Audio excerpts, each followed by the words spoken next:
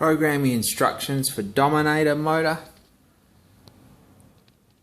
433 megahertz. So here's what we do.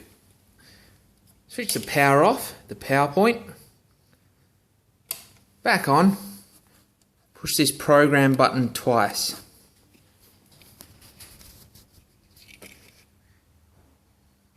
Now what we need to do is just find a vacant channel. And we do this just by pushing the program button until we find flashing lights. That means it's vacant.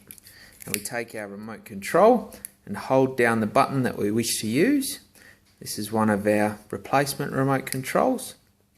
Lights have stopped flashing. We let that go. We just wait 10 seconds.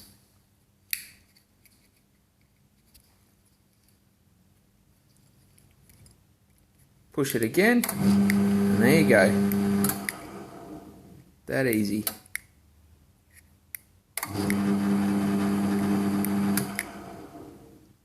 Done.